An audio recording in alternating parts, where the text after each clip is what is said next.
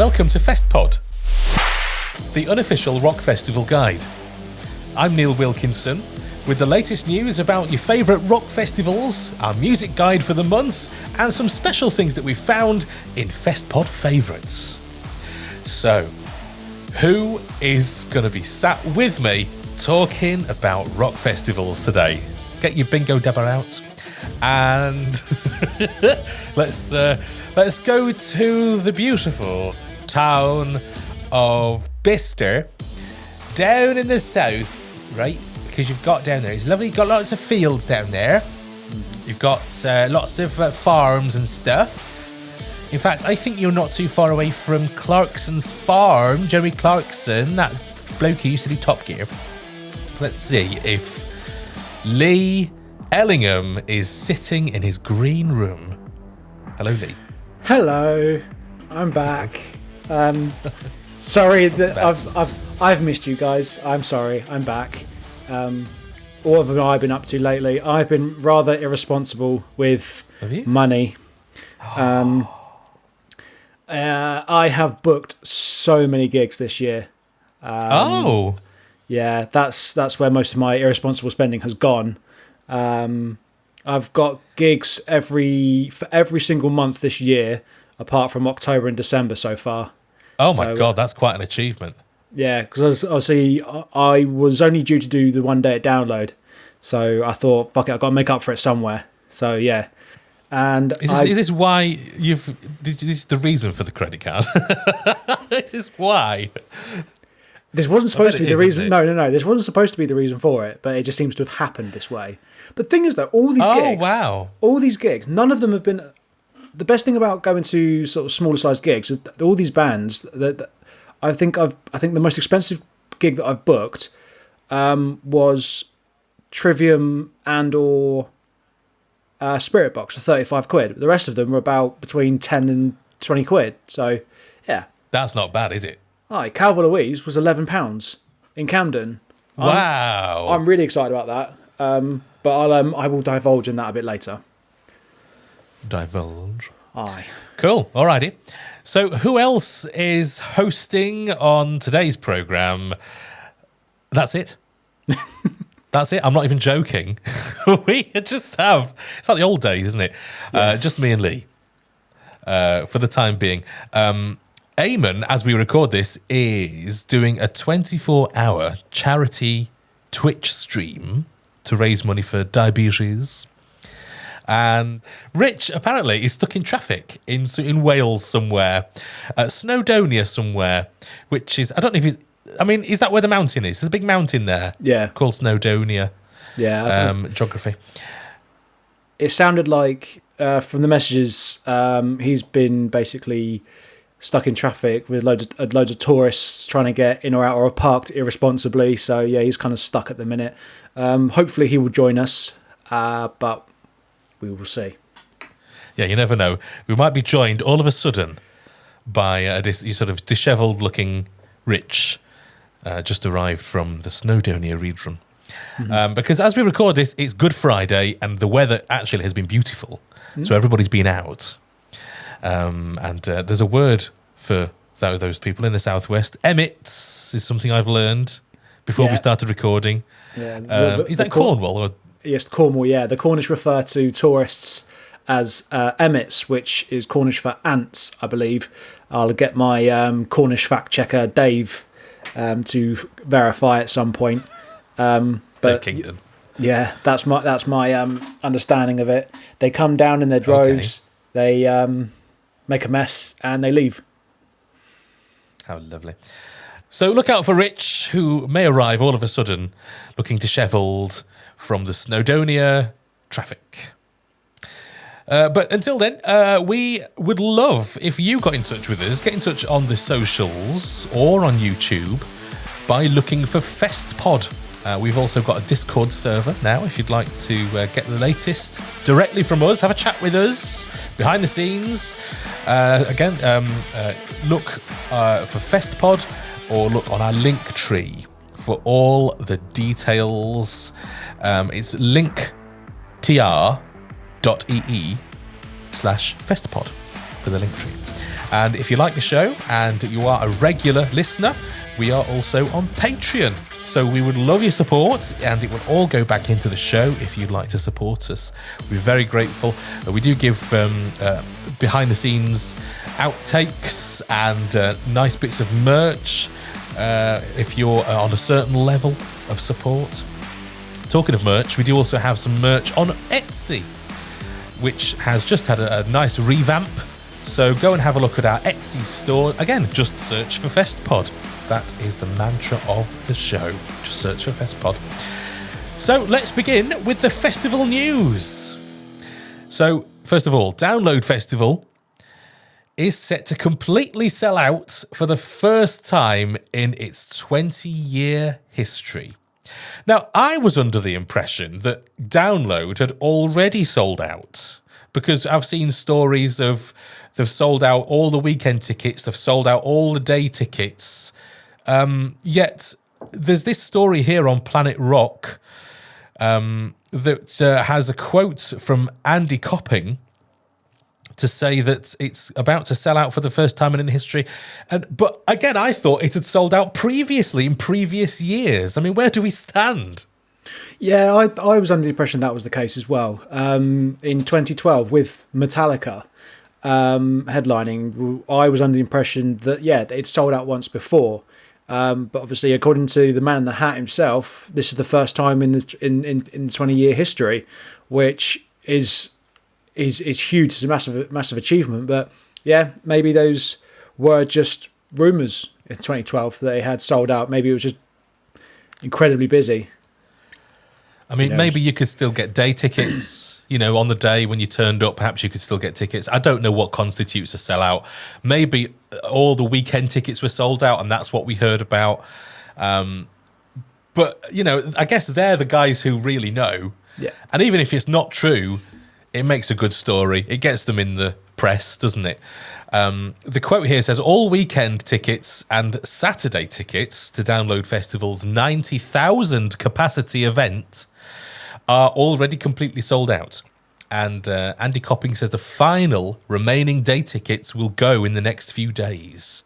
We've done some big numbers in the past, Copping exclusively told Variety.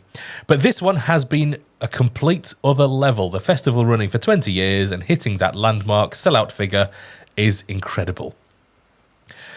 And I think it's Metallica that's doing it, don't you?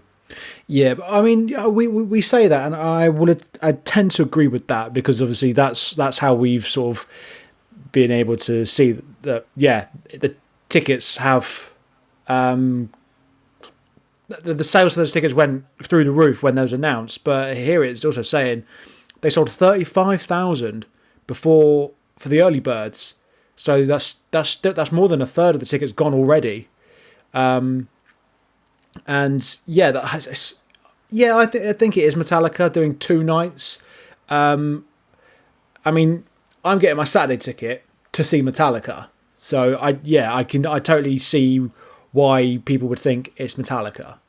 But even then, you're not a massive Metallica fan, are you? I'm not.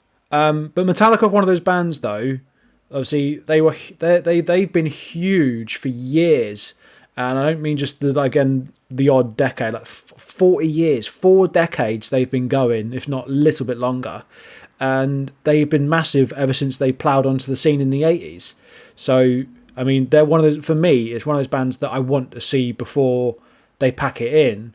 And, I mean, with the age that they're getting at, you'd imagine that this could be one of their last.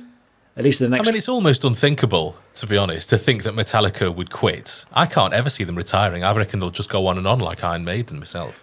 But it's like, I mean, a lot of people felt this way, and going a little bit off tangent, this is some people stupidly thought this about the Queen. When the Queen died, people were like, oh my God, I can't believe she's actually gone. Like, she's been with me for my entire life. And it's just like, it's that sort of feeling. Like, we've grown up with Metallica even before our time, during our time, and it's just, we think that they're going to be there forever. And to be fair, like, they've got to call it a day at some point. I mean, Ozzy has said... Do they? yeah, just about to talk about Ozzy. I mean, Ozzy's not retired. He's not no, going to tour, but he's still going to do shows. Yeah, that's. He'll die on stage. Maybe that's his goal. I think Ozzy is gonna fall down dead on stage. I think that's what he wants to do. He's put so much of his life into metal, into his music, and into his art, what he does. And he's even said in interviews, "I'll die on stage." I don't not believe him. But yeah. I mean, it's not something anybody wants to see. No, of course not. You know, you see him in interviews now, and he's looking very old. I mean, he's 70 odd.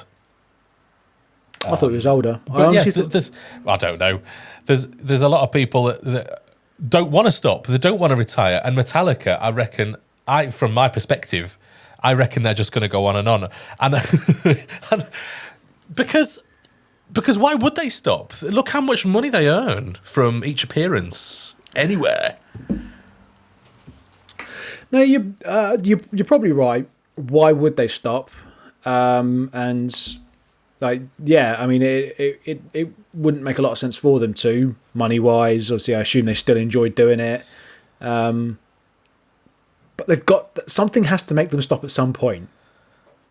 That's what I meant. Like, they may not stop. They may have to quit, but not of their own doing. Again, James. Oh, I see. I'm not gonna say this because they're not old enough to just drop down dead.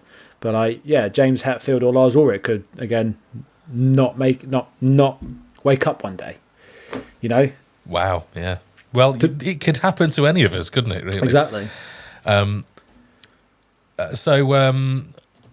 Yeah. Well, that's. I mean, I'm as I've said before, I'm a little bit apprehensive about going to a completely sold out download because I've never been to one. Do you know what? I did watch. I did watch clips, obviously, the last pod that you did when I wasn't there, and I was like pointing at my phone. I think I agree. When Guns N' Roses played in 2018 and it was sold out, it was heaving. You couldn't move for love nor money. And I mean, we ended up on the Ferris. It's a great memory of mine. I love this memory. Like, we went up onto the Ferris wheel and saw the crowd, and I'd love to do that again. Man, it's going to be so busy.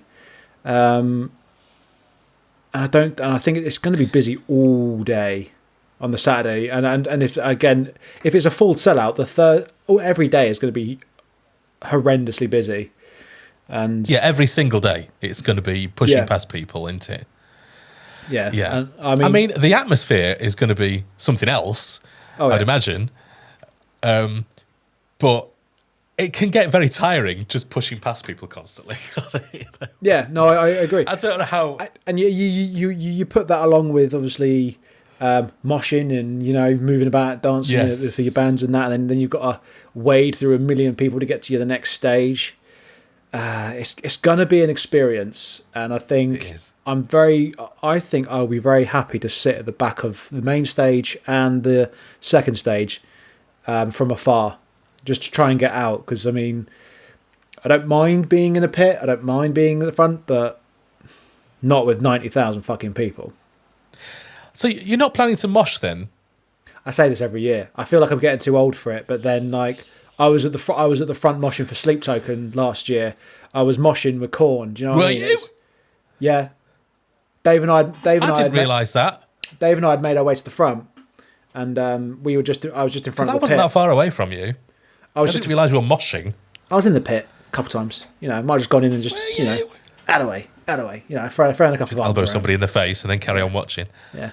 Look, it happened because I thought you were there with your special earplugs in. Mm-hmm. The ones that you wear to filter out the sound. You're laughing at me, right? When we're both 60, you'll be 60 before me. Remember this. Your hearing will 20 years. 20. I didn't realise you were fucking 53. I've just realised what math you were talking about. I was on a different train with math. Anyway. Oh, okay. I put my earphones in to save my hearing. So when I am 60, I don't have to I don't have to spend fucking 101 million quid on bloody hearing aids. Okay. So Yes, it's to save my hearing for later on in life. Thank you very much. I think I don't mind being slightly deaf because it's a good excuse not to hear people. even if they're talking, even if you've heard them, but you just don't want to acknowledge what they've said. Sorry, I didn't hear what you said then. Or you could even. So let's say you have got hearing aids, right? And you do want to have a minute alone. You just take them out. Yes. And they're like constantly tapping on the shoulder. You're like, oh, sorry, I didn't hear you. You're like, yeah, take the battery out, or just pretend that the battery's gone. Yeah. Oh, sorry, See, I've got it all planned out. Yeah. But yeah, no, I have my earplugs to save my hearing for later on in life. And I think I couldn't do, and I think tinnitus. Sorry, it just tinnitus. Yeah. Tittiness. Did I say that wrong? You're talking about tinnitus, aren't you? Which is where there's a ringing in the ears. You said tittiness. Tinnitus and tittiness. Where's your little button for dirty, filthy, right? You heard tits. Yeah. I didn't say tits or tittiness. Dirty. Oh, so you're Mrs. Right, are you? Mm-hmm. Mrs. Filth! Yeah. Anyway, so you're not looking forward to tittiness when you're 60 years old. I think I'm already there, to be honest. To be fair, if I'm 60 and still able to get some tittiness, I think I'll be quite a happy old man. Yes. Okay. Well, my point was, I thought you were stood there watching the Sleep Token gig in the tent there. I didn't realise you'd gone in there today because I thought you were stood there with Dave, and I don't see Dave moshing. I've never seen Dave mosh before. I've seen him having a shove and a push. Like Trivium a few years ago, he was having a bit of a push and a shove. Push. Yeah, but not moshing. Did he really? I can't picture that. He's too nice, isn't he? He's too softly spoken. Too softly spoken. Yes. He's used to dealing with all of the Emmets. That's it. That come down. Yes, you got to be which nice. Is I don't know how he's got the patience for it anymore, but hey ho. No, I don't. All right. So next download story, because we always do download at the top of the news. Rituals, a band called The Rituals, have won the deal and will appear at Download. Now, this is a contest for exactly this. Don't they win an actual record deal and a performance spot at Download? That's it, isn't it? So the deal was introduced a few years ago, basically as a battle of the bands, battle of unsigned bands. To win a spot playing Download, they get a record deal with Marshall, and all the sort of promotional aspects of it, and obviously education and help along the way with becoming a signed band. And I mean, congratulations to them. It's such a great opportunity, and it's a battle of the bands to get yourself playing at Download Festival, the biggest metal alt rock festival in the UK. It's a great prize. So yeah, I tip my hat to them, and congratulations. See, they've got a new a new track, Ocean Subside. I have to give that a blast at some point. Let's listen to it now. Yeah, so they're from Newcastle. They're a 4-piece. They're going to open the Avalanche stage this year on the Saturday. Oh, this is good. They'll receive on-air plays and take part in a 1-hour interview on Kerrang Radio, according to this story on Planet Radio. Additionally, Rituals will have a 2-hour Zoom consultation with Funeral for a Friend drummer Ryan Richards, who also works for Future History Management, who look after Sleep Token, Holding Absence, Those Damn Crows, and more, and how to make the most of this unique opportunity. So it's a massive prize, isn't it? That's huge. This is a good track. They have a new fan. Yeah, I mean, they're from Newcastle. And to be honest, I don't hear much music coming from Newcastle. I mean, I don't know whether that's down to me not looking hard enough or what, but again, bands are I don't know everywhere. much about the scene up there. Again, bands are everywhere in the UK. Obviously, we know that Metal to the Masses is done in almost every major city and most towns in the UK at the minute. So yeah, that's a good track. I'm keen for that. So I believe would they be then opening up the Avalanche stage on the Thursday? Well, I read out the Saturday, but I didn't know it. It says right there, Saturday the 10th of June. So I'll get to see them. That's good. Hey, will you be moshing up the front? I might be. Okay. Why are you laughing? Do you think my age is going to hold me back or something? I'm not. No. Why would I be joking about your age holding you back? I'm older than you. Remember, I'm older than you. Now, moshing up the front just made it sounded a bit dirty. That's all. Dirty. Did it? Your brain's just in the gutter. That's all it is.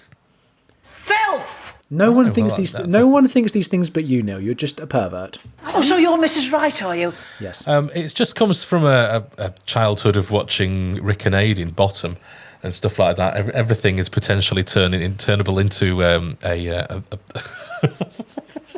Oh, was that gimme? That was with Kathy Burke. Gimme. Oh, she's amazing. Yeah, she is. Yeah, she's great. Gimme was a great fucking sitcom as well. Yeah, innuendo is very much what I was raised on as a child, and so that's where my humour tends to be. So not everybody likes innuendo, which I appreciate. It explains a lot. I'll tell you now, it explains a lot. But I do. So there we go.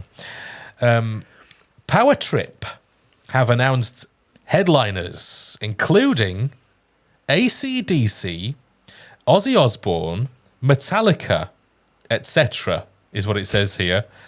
That wasn't my doing. Just reeling just some of the biggest names off in rock and then just saying etc. Though, more like that, really. Yeah, I didn't write this part of the script, so blame cannot be put onto my doorstep today. That looks like an Eamon story to me. Yeah, those three alone, fuck me, that's huge enough as it is. What was it? AC/DC, Metallica, Iron Maiden, Guns N' Roses, Ozzy Osbourne, and Tool confirmed for the first ever Power Trip Festival. Fuck me, that's dad rock or granddad rock now, I suppose, in a nutshell. That's a hell of a lineup, isn't it? That's I keep thinking back to that's a lot of money to organise. Like those bands, and obviously that is insane. Especially if you're into, obviously, those are the biggest metal bands to have graced the planet in the last 30, 40 years. But what I find funny, it's a hell of a booking. Oh yeah, big time. What I find funniest though is we were sent a key for the lineup map or the map, the staging, and the prices tickled me a little bit. Where's this actually being held?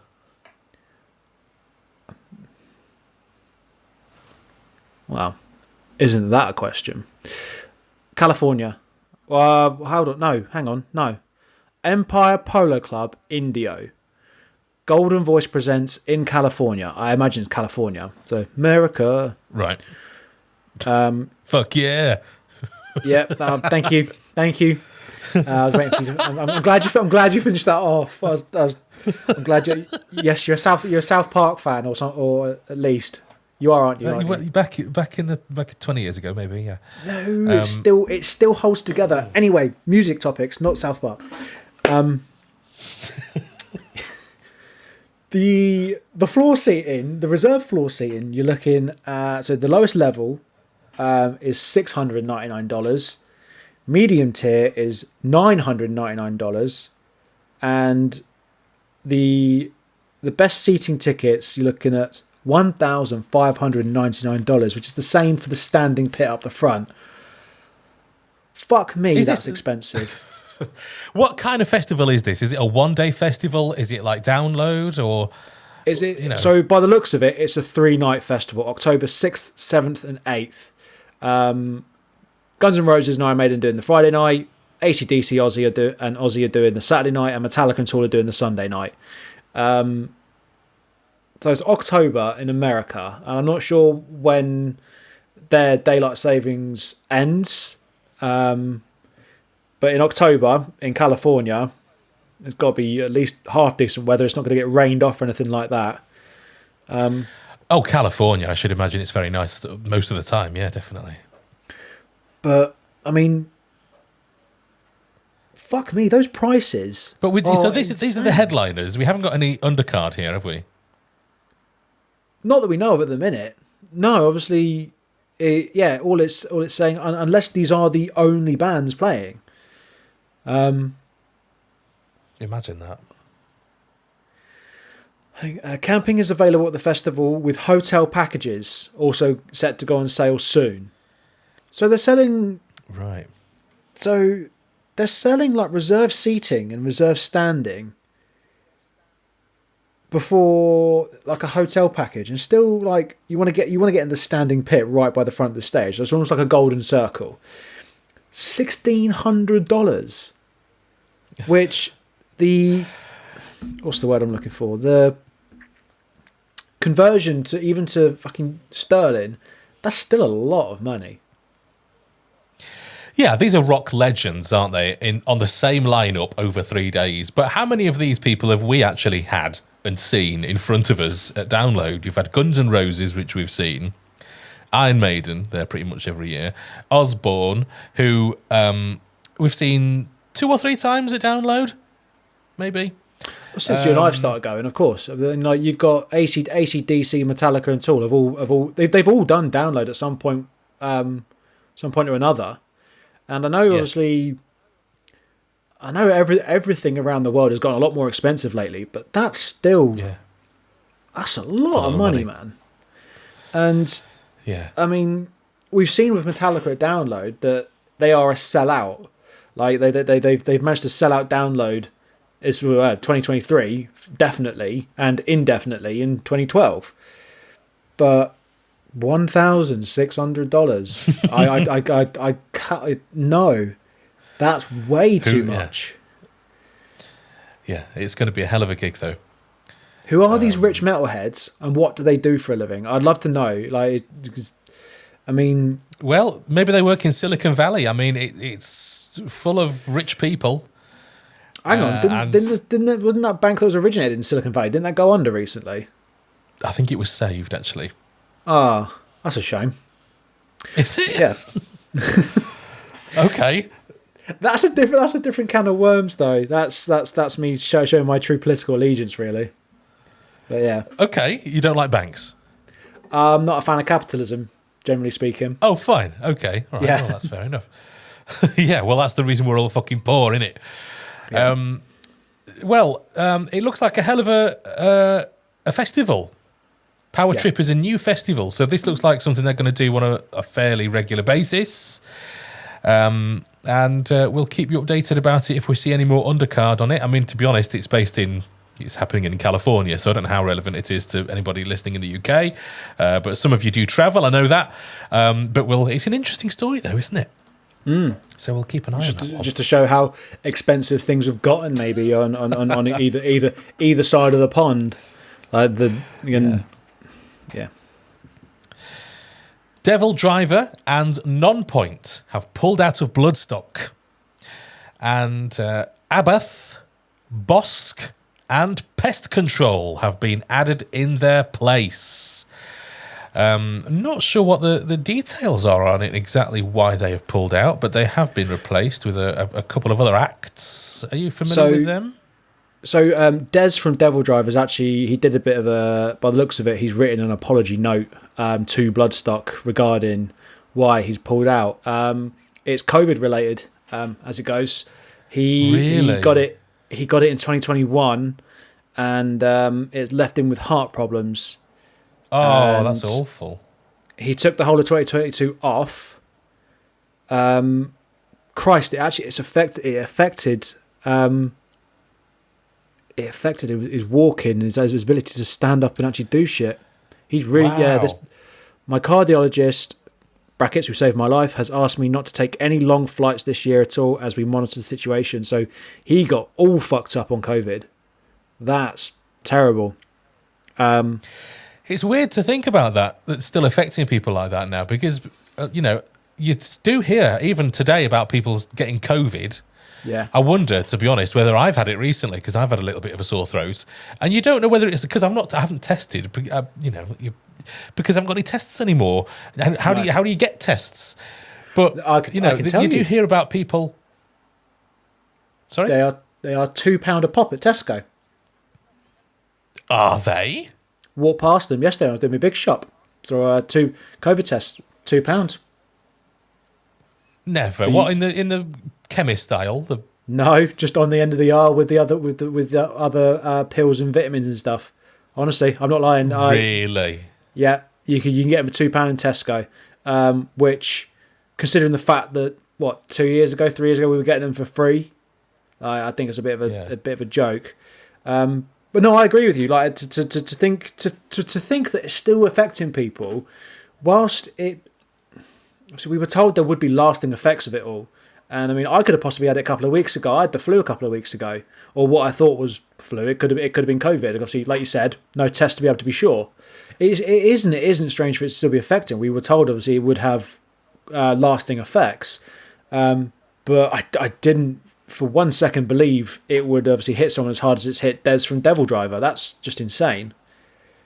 Yeah, it's awful.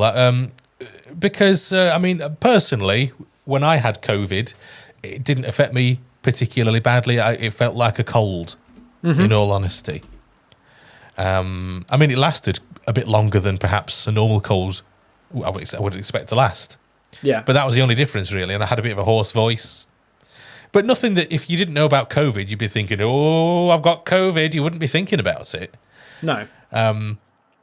So to hear of him having to... But you do hear stories like this, don't you, of people having these awful ill effects still from COVID. And you think, my God. So obviously, he's had to pull out a Bloodstock, which is a shame. Yeah. But I mean, of course it's a shame, but I mean, the bands that have replaced them, Abbath, Norwegian black metal band. Oh, that's right up your alley, isn't it? This is a band that it's very old school black metal. It's such a unique form of metal, and the fact it's from Norway as well. That would be an incredible show. So I'd recommend anybody that's thinking about it, go and see them. One of the other bands you mentioned, BOSSK, doom metal band who's played Bloodstock a good handful of times, and I've always requested to get them at download because they are, again, doom metal. It's a very slow but heavy type of metal, which is it's a good show. And BOSSK are an incredible band. What are you giggling at now? No, I'm just imagining what they sound like without having Googled them or anything. But the way you describe them, I have a mental image of what they sound like. See, I don't like it. It's just me and you anymore. Like this is weird without Rich and Eamon because you're picking up on every little thing I do. You're focused on me and exactly whatever I'm saying, and you're picking at it. It's not fair. Well, we did a good 25 episodes before Rich came along and Eamon. So I know it's been a little while with just the two of us. It does feel like it's been a while. It is a bit odd.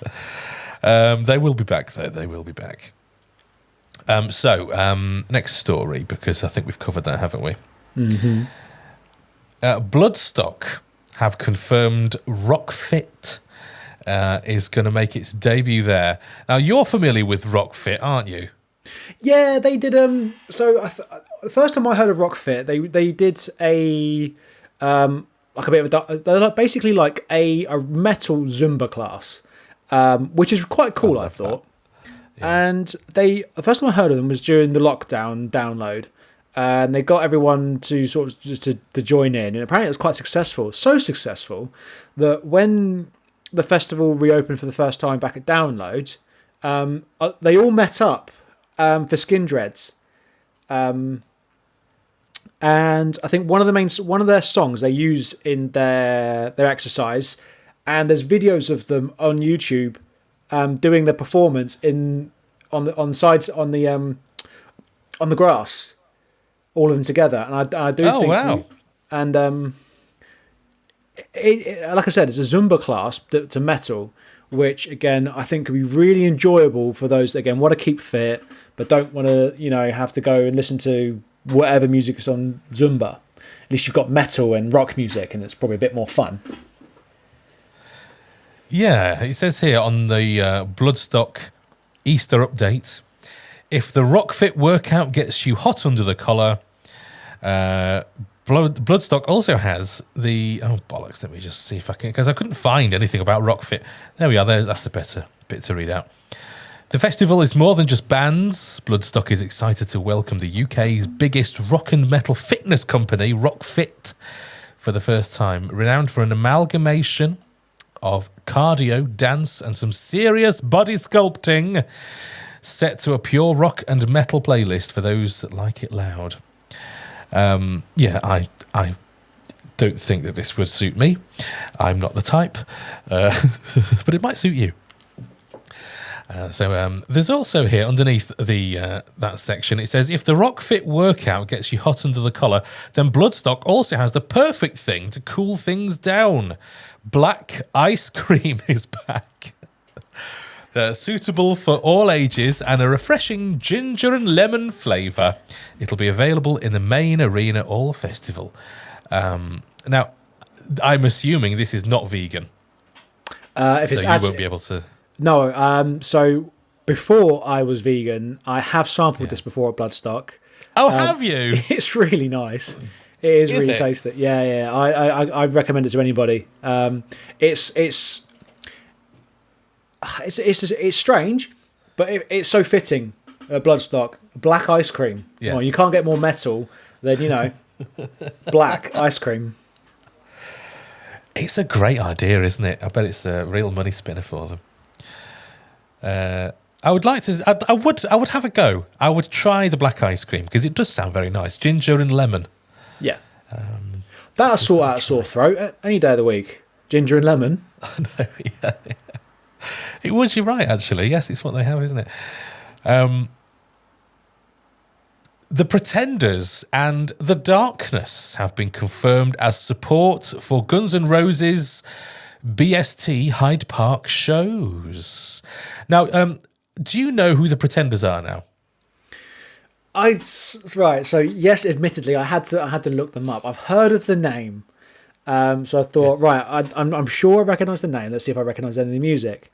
And lo and behold, I recognised one track. But the only reason I recognise this one track is from the film Kevin and Perry Go Large. I see. which is a fantastic film. I haven't seen it in decades. It's a long time. I must have watched it once when it came out. It's a regular in my house. It's a brilliant film. Is it? It's one we will always, if we're bored on an evening, it's like, should we watch this? Yes.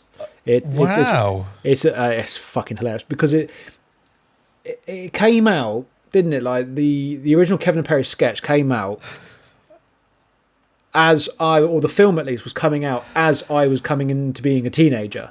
Oh, okay. And it was very relevant at the time for me, so it was fucking hilarious. But we're going off at a tangent here. We're talking about Guns N' Roses having the Pretenders and Darkness, which is a great support, to be fair.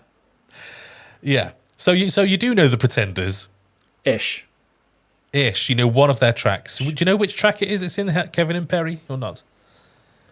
Remember? I looked it up, but didn't look at the track name. No. And The Darkness as well, which I think is a great booking for Guns N' Roses support, actually.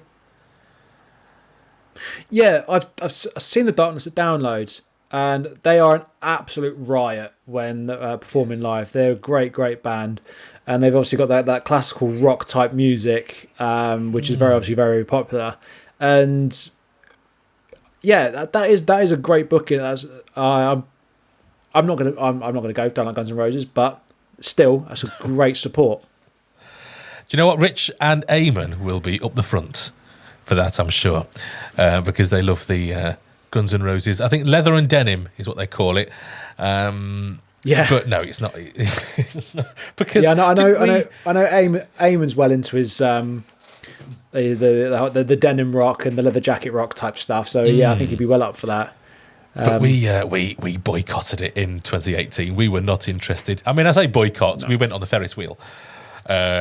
We heard the 20-minute solo that Slash did was enough for me to want to walk away.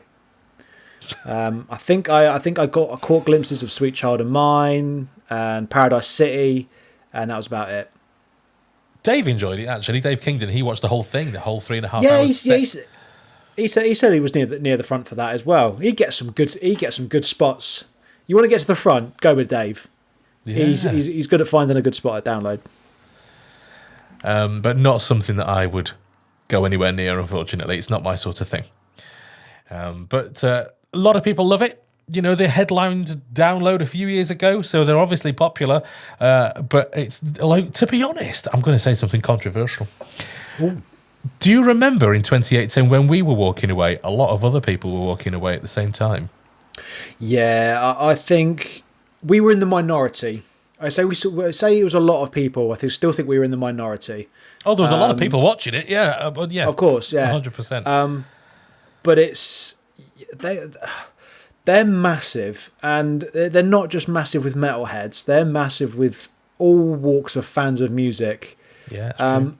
I get it. I do. Their music is catchy. Their music is somewhat entertaining. You could even say it's iconic, couldn't you? You could. They represent a certain... I agree. I agree so much to the point that when there's music playing at the football, Guns N' Roses is one of the bands that they play before the football. And I'm pretty certain at one point they used to walk out to Paradise City. Oh. But that's another tangent. But it means such a lot to people, doesn't it? And they do, because they've got such a strong look, and they represent such a lot to metalheads and people who like rock, and even people who are just normal people, like sort of pop. Again, they were one of those very radio friendly, angsty sort of rock bands. Yeah. In the early 80s, and I think a lot and people have held on to that. I mean, I hold on to Korn because they were one of my favorite bands as a teenager. They're still one of my favorite bands now, so I totally get it. I get why people like it, but at the same time, I don't get it. I'm not that into the music, and I think even the musicians, they think they're fucking shit don't stink, and it's not something. Oh yeah, and that's not something that I can agree with. Yeah. I mean, it was a different time, I suppose, wasn't it? Because they were absolutely huge. I don't think you or I could really appreciate just how huge they were at the time. No, in terms of how popular they were and how many records they sold, how rich they became. Yeah. But they are worldwide, A-class names, aren't they? They're really up there. But I don't get it. I just don't get it, and so we chose not to watch. See, this is a shame why we haven't got Eamon and Rich here, because they would be able to give a more positive viewpoint on it. But we've tried to stick up for them. We've tried to bring a bit of balance, but it's hard because we don't really get it. We don't really get. We can try and put ourselves in that position. Yeah, but I have no Guns N' Roses in my catalogue, and to be honest, when they come on the radio, I turn them over. It's not for me at all. But we know a lot of people love them, so we don't want to be unfair. Although we do have opinions. So, good lineups. Good lineup for the British Summertime Hyde Park shows. Now, An interesting one next. Busted have announced their 20th anniversary tour and album. The album is to feature Simple Plan, All Time Low, and others. Now, is Busted on your radar as a rock and metal fan? No. Again, they were one of those. They were a very poppy band when I was a teenager, or even I'm not sure when their first album, 20 years. So yeah, I was a teenager, and they're a lot of fun. Their music is very catchy. It's a lot of fun. If they played a slot at Download, yeah, I'd go and watch them, absolutely. I'm more of a fan of Charlie, the one with the long hair, if you don't know Busted. I'm more of a fan of his side project Fight Star, which is more up my alley for music-wise, like metal and heavy rock. But yeah, I mean that's kind of cool though. They're back. They're going to obviously do a tour. That's and I imagine that's probably sold out quite quickly. I should imagine so. They seem to have really strong fan base. They've got fans who really love them even today. Apparently here, so this is a story from Kerrang.com. Following on from his recent Masked Singer win, Charlie Simpson is back with Busted. Yeah, I saw that. I wasn't aware of that. For a massive 20th anniversary arena tour and reworked songs. It does describe them as a pop rock trio here in this article from Kerrang.com. Later this year, the pop rock trio, completed by James Bourne and Matt Willis, will hit 15 arenas in the UK in celebration of their first 2 albums. So the bit that's vaguely interesting to us, really, is the fact that they're teaming up with Simple Plan, All Time Low, for a couple of tracks. It says here that while their full 15-song track list is yet to be revealed, it's been confirmed that there will be Simple Plan will feature on a new version of Loser Kid called Loser Kid 2.0. Set for release on April 14. And All Time Low will guest on some... And McFly, it says here, will guest on some newly updated songs. So if you're a fan of theirs, there you go. And they're doing an arena tour, which is always fun. Now, Dominion Festival have announced Green Lung as a UK exclusive. Are you familiar with these?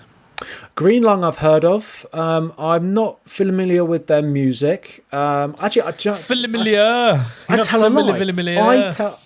I told you a bold-faced lie. I am familiar with their music.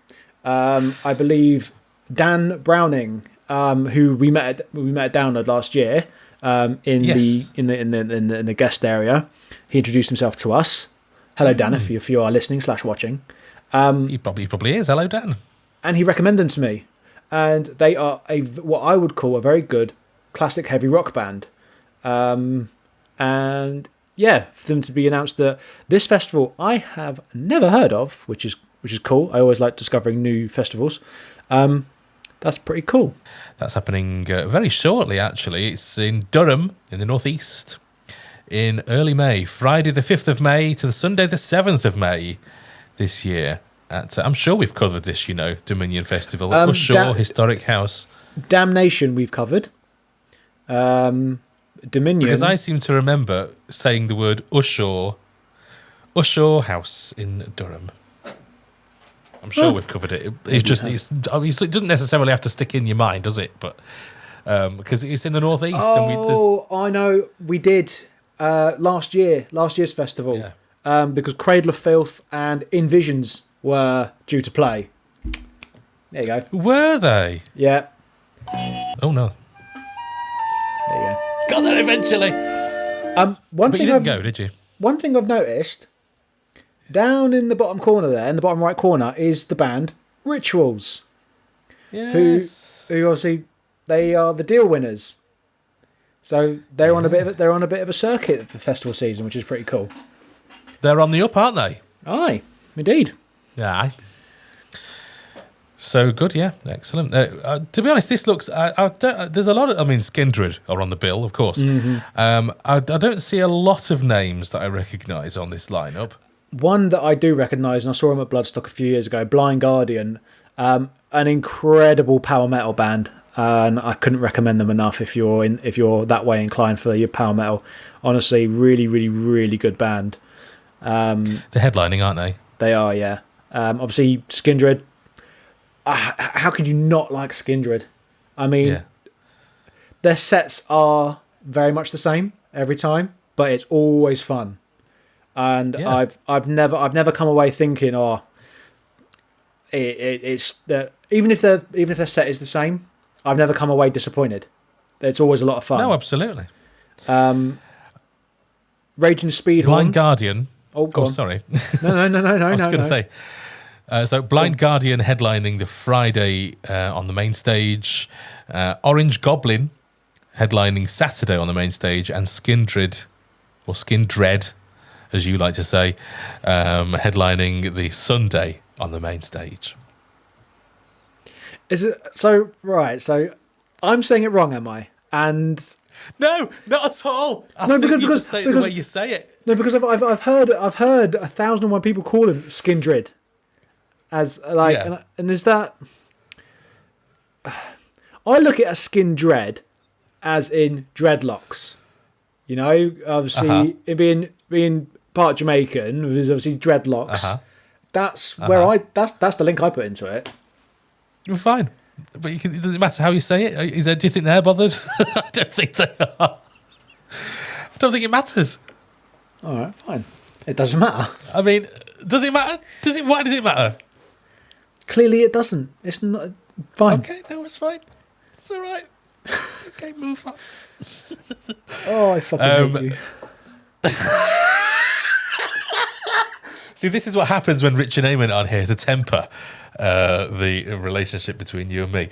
Metallica have released the title track from their new album, 72 Seasons. Have you had a chance to listen to this?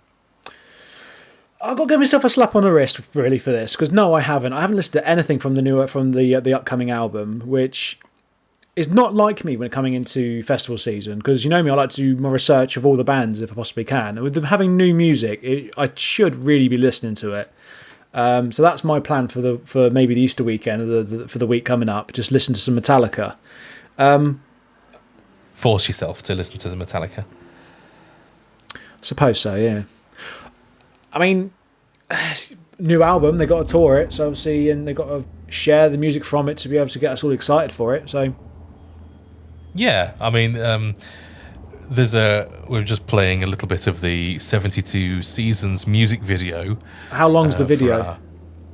It's probably about. It says 8 minutes here. You might want to skip it. You might want to skip into the middle then, because Metallica songs are notoriously. There we go. Yeah. I mean, it's not the kind of thing that, you know, it's not a 3 minutes pop song, is it? I don't know. They love an epic, don't they? They do love. Metallica songs are notoriously long, aren't they? Like one, I think was about 7 to 8 minutes long. I know they've got tracks on the first album that was about 12. I'm sure there's one that's about 12 minutes long. 12 minutes. Wow. Oh my God. Do you know what? I probably made that up. Don't worry about it. It wouldn't surprise me though. Yeah. This is typical Metallica to me, which is not a bad thing, obviously, but yeah, it's to me it just seems like the sort of standard sort of sound. They don't really venture very far from their established sort of sound, do they? In my limited knowledge. Again, they made their sound famous. Thrash metal is they own that, in my opinion. And yeah, his vocals haven't given up either, so he's still going well with that. Yeah, I mean, I do very much see them in the same sort of light as Guns N' Roses. I know they're not the same sort of music and the same sort of sound, but they were famous before I got into music, and I don't really get it. I mean, that Eamon would disagree with me, and because he is younger than me by a few years, and he loves them. He's seen them so many times. But I just don't get it. I don't see. Yeah, I don't see what he sees. I'm 50-50 with it. I'm neither here nor there. I agree. Yeah. Before my time, the album that stands out the most to me was the Black Album, and absolutely love that album. But since then, I've not really sort of. I mean, the Black Album came out when I was a kid, and that was the one that I sort of hung on to, even with everything that came after it. Other than that, no, I'm with you. Like, different time, maybe. They're good. They're a well-established name. Like I said, the thrash metal genre, it's theirs to own, and they're headliners for a reason. Whether or not you and I see the headliners over 2 days for a reason. Yeah, and that's not just in Britain. They've done that. Did it in America on a few different festivals as well. So I mean, they're up there for that reason. For a reason. Sorry. Yeah, I mean, you don't have to like them, do you? But people look at you with funny faces if you tell people you don't like Metallica. But that's just the way it is. They're one of those. They're one of those bands that if you turn around and say like you're like, oh, my taste in music is a bit more metal. It's, oh, you must like Metallica. You must like Guns N' Roses. You must like AC/DC, etc., etc. It's like, for me, those three bands especially, not really. Like I like the more new metal from the late 90s was more my bag, but these days I'm more into deathcore and metalcore. So, yeah, I think it depends how you reached metal, because the thing about metal is it doesn't get played in the same place as pop music. So you might not be exposed to it from a young age. Yeah. You might get into it through your parents, for example, or through friends, family, whatever. But you arrive at it at a particular way that is not in the popular way. So depending on what other people listen to and what you get into might dictate what you end up liking. You know, it will tell you what sort of taste you might have in metal. And if you just, it's just the way it is. I came in actually through AC/DC. Yeah. So that sort of classic sound was my route in, but I don't listen to them anymore. No. I feel like I've ventured beyond that, and it's a matured taste. And I do listen to all sorts, but I don't listen to Metallica or Guns N' Roses. No, sorry. And then I feel like I have to apologise to people that I don't like. You do. It's almost like you have to explain yourself. Like you're a part of this community which is supposed to be so welcoming and understanding, but yet you feel obligated to sort of like explain as to why you don't like a band that everybody else likes. Yeah. Mm-hmm. Yeah. But they look at you with such. They look at you as if there's something wrong with you, but it's just taste, isn't it? I mean, there is something wrong with you and me, but it's not the fact that we don't like Metallica. Yeah. Oh dear.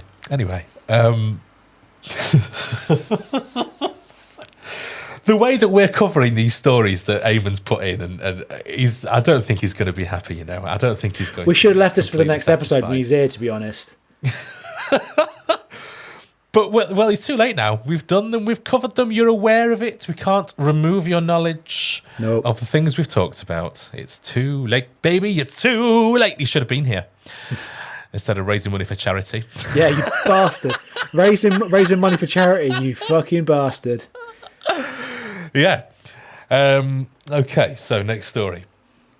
Graspop Metal Meeting has announced its lineup. Now, this looks like a Belgian festival to me. Oh, it is. Belgium. It is, yeah. In Dessel, Belgium. It's a four-day festival.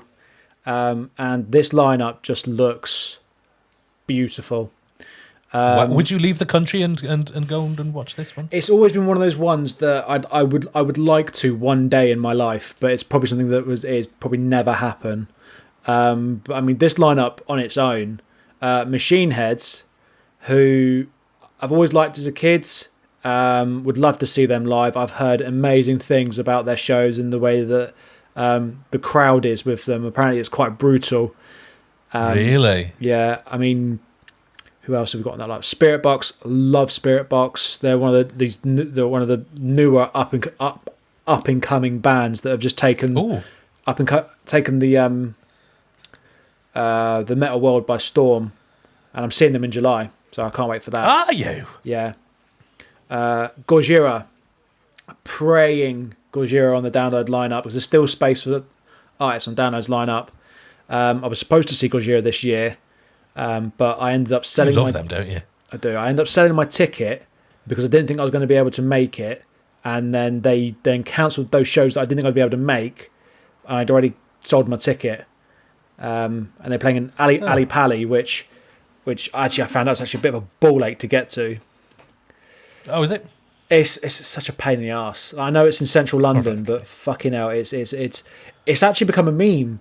Alexandra Palace has become a bit of a meme on TikTok at the minute. Great, this band, they're playing in London. Great, but they're playing in A Pally. It's not a great... Oh. It's not easy to get to. Right. Whilst there is a train station right next to the venue, and the tube station is about a 15-20 minute walk up a hill, it's still a bit of a ball ache. I digress. Okay. Anywho... Behemoth, love Behemoth. Beast in Black on the Thursday there. I've seen them. They are a very, very good power metal band. There's some great names here. Oh, yes. Bloody Wood's going to be there.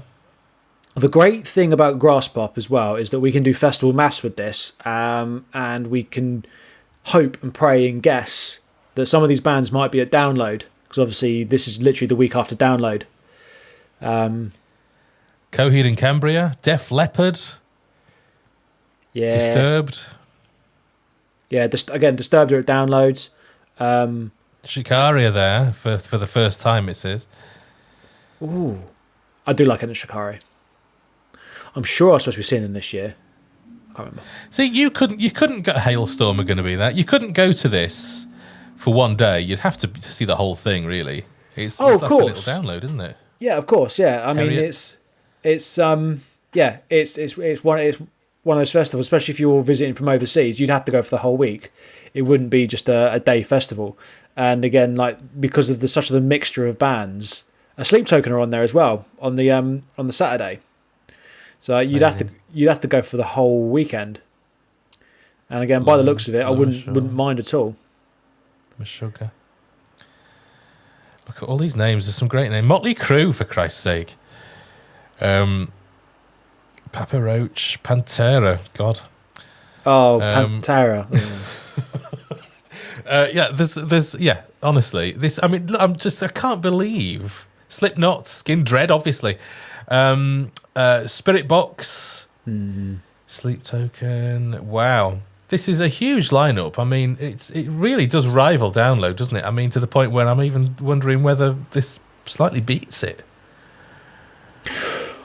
I mean, everyone. That is the general consensus. When Graspop released their lineups, a lot of people in this country that are already going to Download will say Graspop's better, or Hellfest is better, or Wacken is better. But I mean, we've got Download. Download is still an awesome festival. And to be honest, we're going to get a lot. We've already got a lot of these bands on the Download lineup. True. It'd be nice to be able to. It's unfortunate that we won't see. Well, I don't think we'll see the likes of Sleep Token or Spirit Box again because they played last year. And as I said last time on the pod, it's rare that so many bands repeat themselves, but it does happen. And there's a perfect example on this lineup: Ice Nine Kills, who were there last year and are playing Download again this year. Yes. Yes, it happens mid-June, so Friday the 16th of June to Sunday the 18th of June. It's the Thursday the 15th of June to the 18th. Oh, beg your pardon. So yes, you're right. Thursday the 15th of June until Sunday the 18th of June. So next to Downloads, you see, you could do both if you wanted, couldn't you? You could take a couple of weeks off and go to Belgium for a week. Yeah, I think it's last time I was in Belgium. It was a very nice place, very clean, nice people. Why not? So, next story. 2000 Trees have announced their final headliner. Yeah, they've announced Softplay, who I've never heard of, but... I haven't heard of them. Do you know one person that has heard of them that usually is on this podcast but is not here today? Richard. Who's that? Richard knows. Really? Richard's heard of them. Richard would have an opinion of them, but, you know, he's stuck in traffic. Yeah, so we'll have to imagine what he might say. And he'd say they're great or something, probably.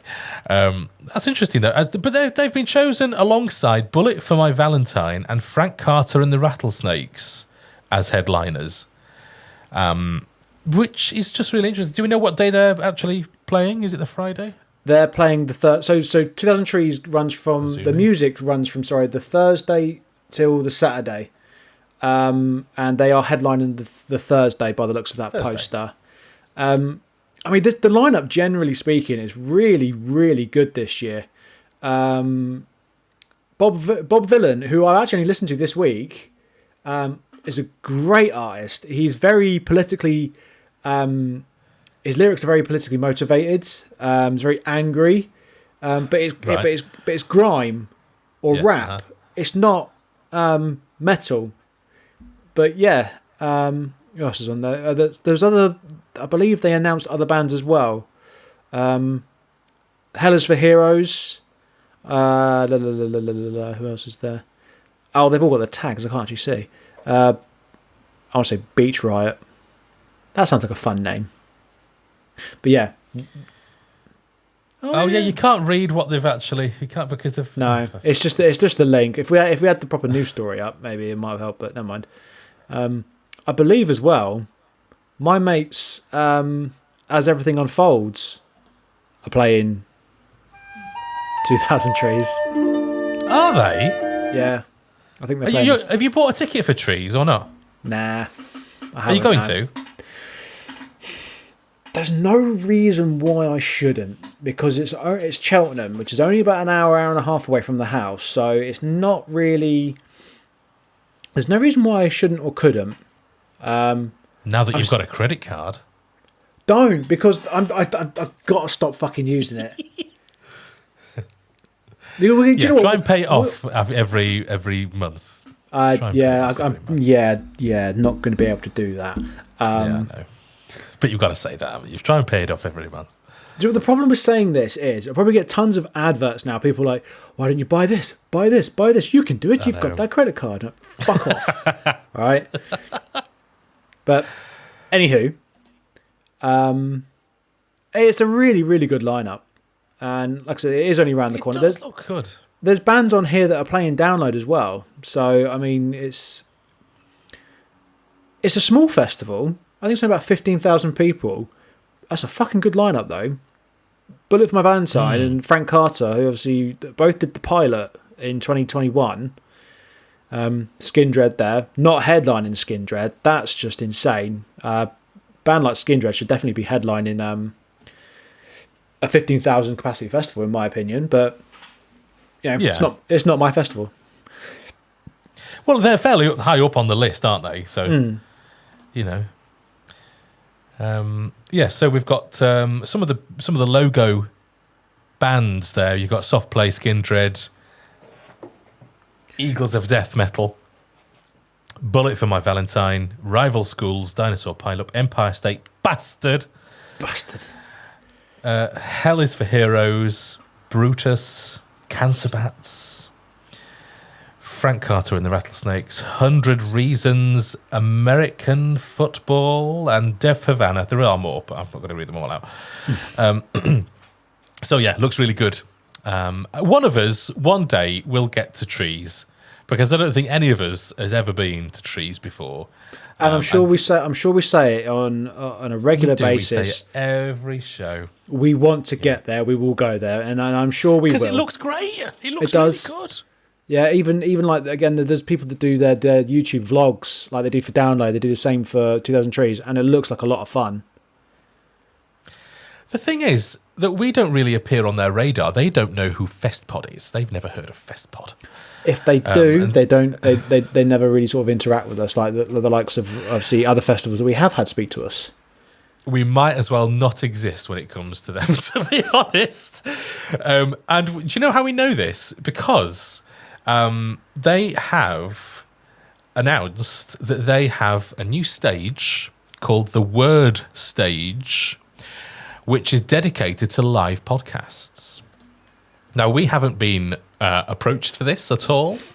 They have completely ignored us. And they have gone for 6 other podcasts instead, and it's the usual ones. The ones who have appeared at Download and stuff. Now, when we watched, so this is a topic now, all in its own. When we watched Download in 22, the podcasts on stage, we had thoughts. We didn't think it was a great idea because what we observed, because we were interested in this, of course, what we observed was that on the same stage where you just had bands playing for the Bawdy Takeover, and loud, raucous, fun bands leaving the stage, and then a podcast comes on. There's several people sort of murmuring about God knows what.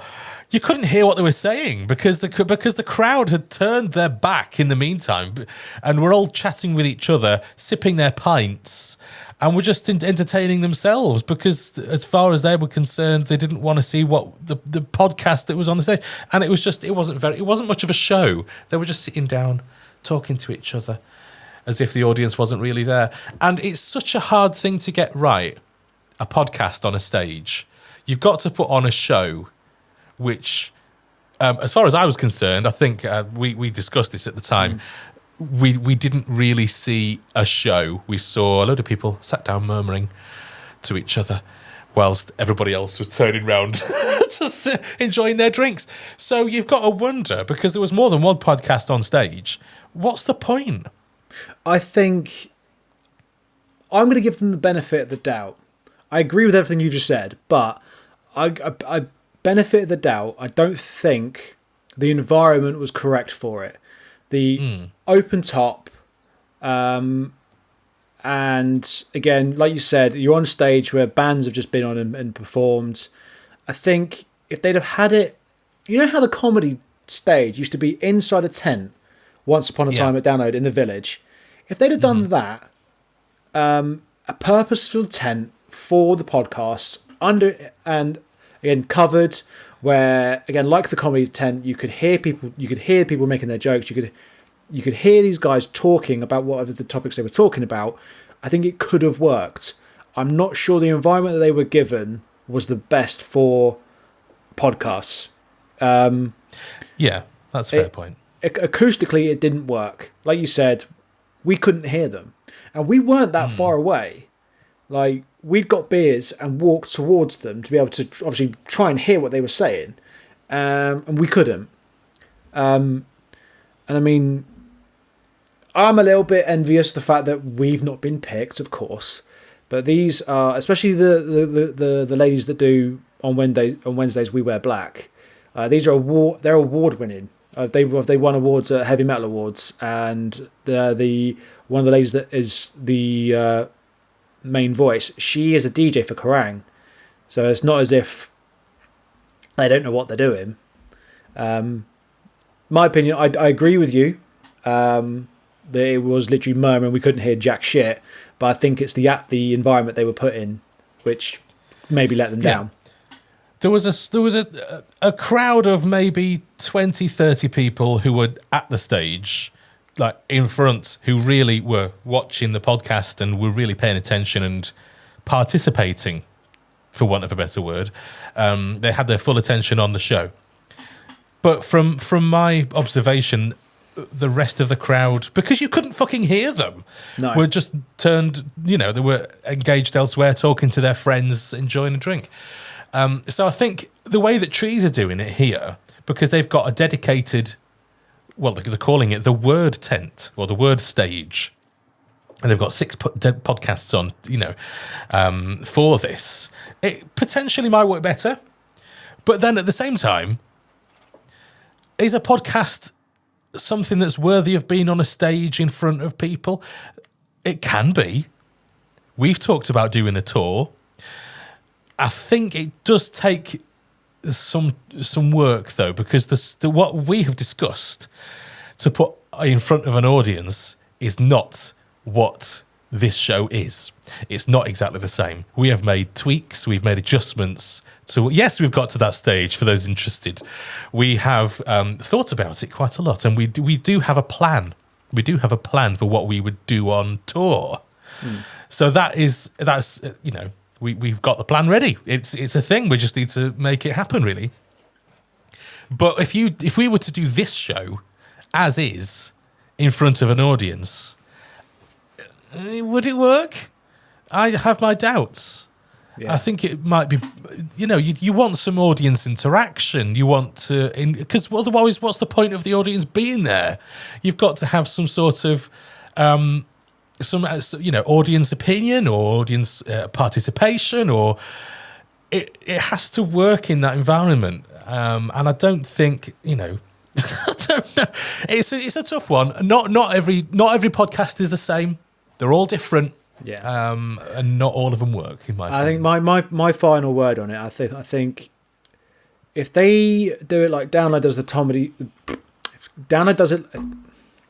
If they did it as the way that Download has done it with the comedy tent in the past, I think it could work acoustically, and obviously being closer to being closer to the audience as well. Because I think the audience was quite far away from the front of the stage anyway, especially because it was stage made for bands.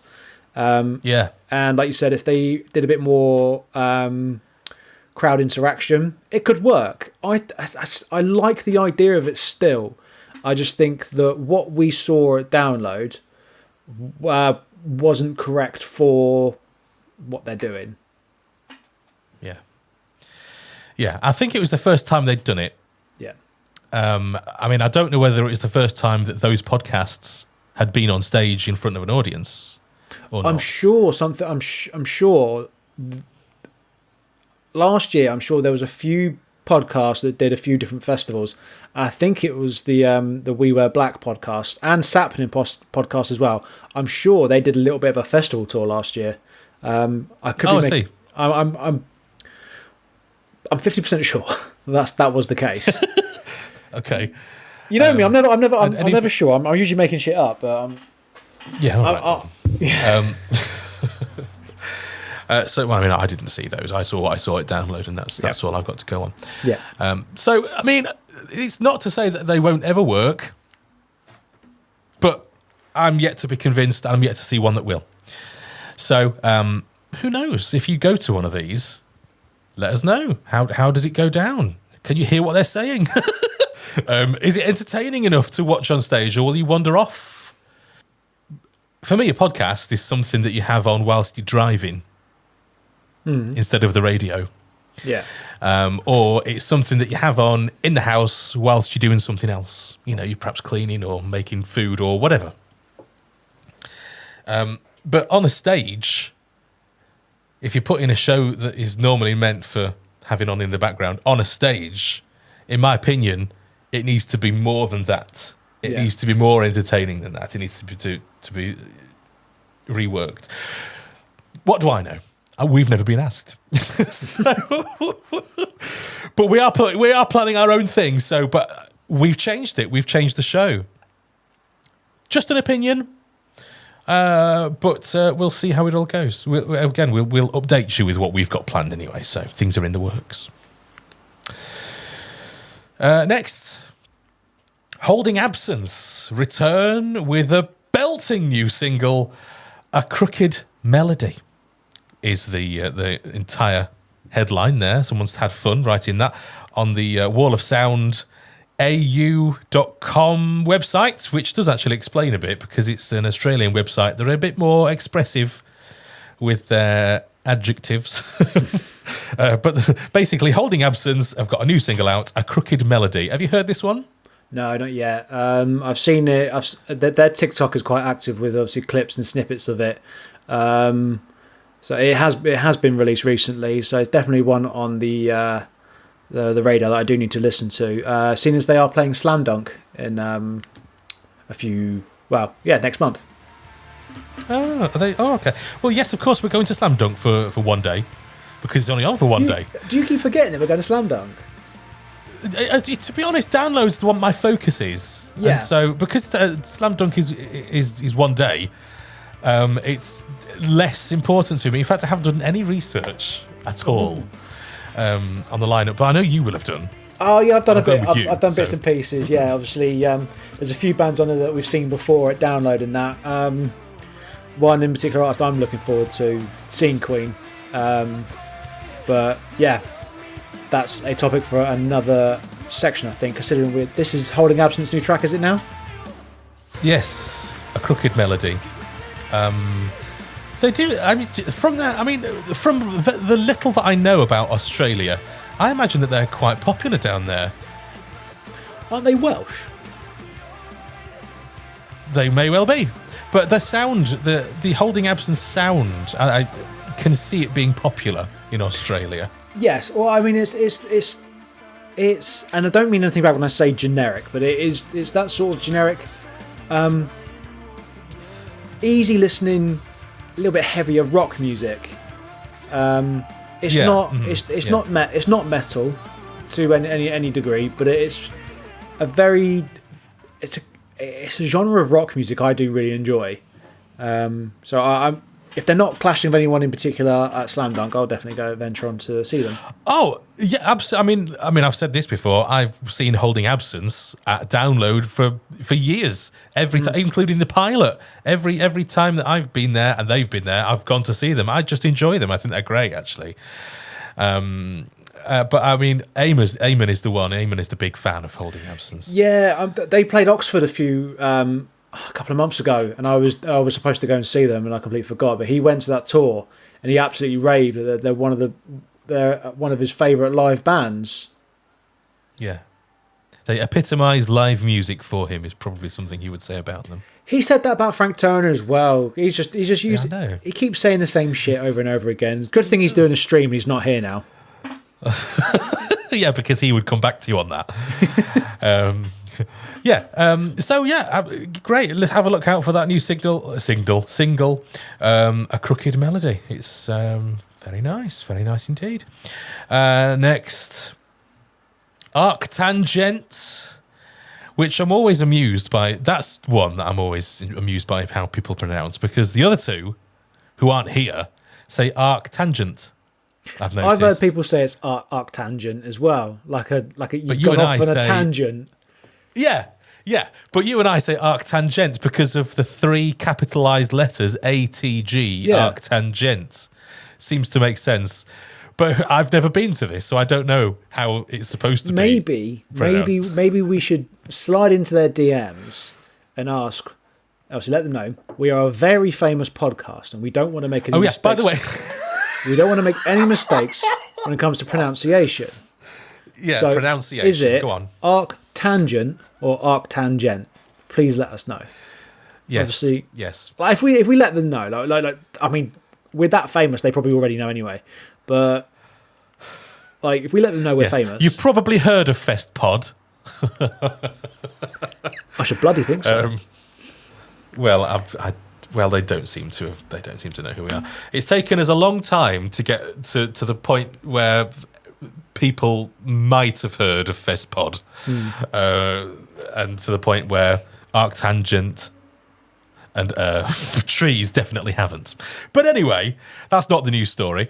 ArcTanGent have announced their final bands, including their final headliner. So let's take a look at that.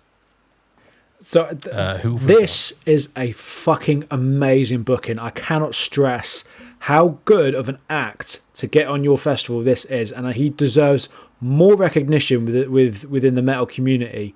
He should be up on headlining stages at Download, in my opinion. Devin Townsend. A lot of people will probably remember him from Strapping Young Lad back in the 90s, but he is a fantastic artist. He's got a voice that it's amazing. I cannot say enough good things about this man. And to have him headline in a festival like ArcTanGent is absolutely insane. And I'd almost bought a ticket. I'm not going to lie. You almost bought a ticket? Almost bought. Oh, is this because of the limitations on your... I can't stop spending money. I've got to stop. And there's got to be a line drawn in the sand somewhere. And I mean, the other bands on this lineup, Sixth, Vola, it's just Loathe. It's just a great lineup. Yeah, it is good. And to have Devin Townsend see the weekend out or see the festival out, that's such a good booking. He is absolutely incredible. I cannot recommend him enough if you've not listened to either his solo stuff, Devin Townsend project work, or even Strapping Young Lad. It's brilliant. And of course, one of my recent findings, pigs. On there on Thursday as well. How do you find pigs? I think they're really good, actually. I just think that they're fun. They're a fun band. I like the tunes. Yeah. And I would definitely, if I was going to ArcTanGent, would definitely go and watch them because they're quite high up actually on the stage, on the lineup there. Yeah. Next to Empire State Bastard and Russian Circles. Yeah. But yeah, definitely would go and watch. I mean, it looks like a great little festival, and to be honest, there's a lot of bands there I've never heard of. Chinese football, but I would go and watch them all, and Sugar Horse would try and get into what they've booked, because that's the whole thing about a festival is you go, maybe you don't know a lot of the acts, but for me, that's what metal festivals are about. You go and find bands that you've never heard before, and you've got a drink in your hand, and you're having a good time, and that's what it's all about. So I'd go and enjoy these. But they've never heard of us, so we won't get any nice press tickets for that. Slam Dunk. Oh, hang on a second. There's another bit of that before I move on. Yeah. Volunteering now available at ArcTanGent. 1 8-hour shift gets you a full weekend ticket, but you have to pay a deposit and you get it refunded at the end of your shift, just to make sure that you don't turn up with your staff ticket and just go bugger off and go and watch the festival. That's so. I guess that's. We've covered this sort of thing before, haven't we? Where you do a shift in the bar or something. Yeah, there was one year where I applied just off the cuff, not thinking anything was going to happen, and I think it was the same year that I went to Bloodstock and they clashed, or at least I wouldn't have had enough money to do both. I could have worked in their bar but I think that's an amazing. Only one day do you have to work 8 hours. And you get the full weekend. It's not bad, is it? I think that's pretty good. I think 2000 Trees do the same, a similar thing. Obviously, we know Download has their own volunteering scheme through whatever it's called. Not Hotbox. Is it Hotbox? It's Hotbox Events or something.